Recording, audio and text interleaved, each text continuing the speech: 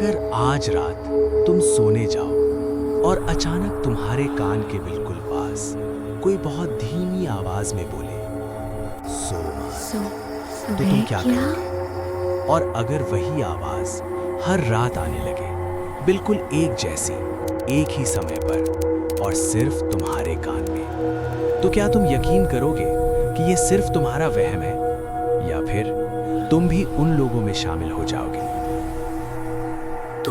उत्तराखंड के एक छोटे से पहाड़ी कस्बे में एक पुराना घर था। लोग उसे घर नहीं बल्कि एक खामोश पहरा कहते थे। जो भी वहां रहने आता ज्यादा दिन तक सामान्य नहीं रहता। कोई पागल हो जाता, कोई अचानक घर छोड़कर भाग जाता और कुछ लोग बिना किसी निशान के गायब हो जाते। अजीब बात ये थी कि उस घर में किसी की मौत दर्ज नहीं थी, फिर भी डर बना रहता था। उसी घर में रहने आया था अद्वैत। उम्र 28 साल, दिल्ली में नौकरी करता था। पिछले कुछ महीनों से उसकी नींद लगातार खराब चल रही थी। डॉक्टरों ने इसे तनाव बताया, लेकिन अद्वैत जानता था कि बात सिर्फ तनाव की नहीं है। उसे लगता था जैसे कोई है जो उसे सोने नहीं देना चाहता। पहली रात जब वो उस घर में सोया, सब कुछ सामान्य था। कमरे में एक पुरानी लकड़ी की अलमारी, खिड़की से आती ठंडी हवा और छत पर घूमता पंखा।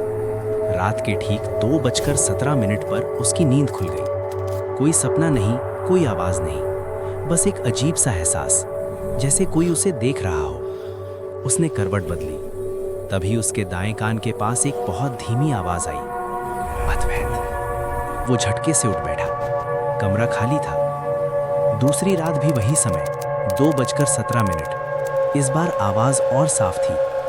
सो गए क्या? आवाज किसी औरत की थी, लेकिन अजीब, न जवान न बूढ़ी, जैसे कई आवाजें मिलकर एक बन गई हो। अद्वैत ने चिल्लाकर पूछा, कौन है? कोई जवाब नहीं आया, बस उसके कान में एक हल्की सी हंसी गूंज गई। अगले दिन उसने पड़ोस की एक बूढ़ी औरत से इस बारे में पूछा। उसका चेहरा सुनते ही पीला पड़ गया। धीमी आवाज में उसने कहा, बेटा, उस घर में रात को कोई नाम लेकर बुलाता है। अद्वैत ने पूछा, किसकी आवाज? औरत ने कहा, कर्ण पिशाचिनी। कहा जाता है कि कर्ण पिशाचिनी साधारण आत्मा नहीं होती।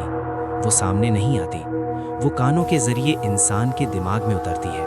वो सवाल पूछती है, रहस्य बताती है, भविष्य की बातें कहती है, लेकिन हर बात की कीमत लेती है, और वो कीमत होती है नींद। तीसरी रात अद्वैत जानबूझकर जागता रहा। घड़ी ने 2:17 बजाए। आवाज आई, तुम जानना चाहते हो ना? क्या? अद्वैत ने पूछा। आवाज फुसफुसाई, तुम यहाँ क्यों आए हो? अद्वैत का शरीर सिहर गया। उसने पूछा, कौन हो? आवाज आई, मैं वही हूँ जो तुम्हें तुम्हारा सच दिखा सकती है। फिर आवाज बोली, तुम्हें लगता है तुम इस घर में रहने आए हो, लेकिन सच ये है कि तुम्हें यहाँ बुलाया गया है। अद्वैत का दिल जोर जोर से धड़कने लगा। किसने? उसने पूछा। आवाज हंसी, जिसे तुम बचपन से हर रात महसूस करते आए हो। आवाज फिर बोली,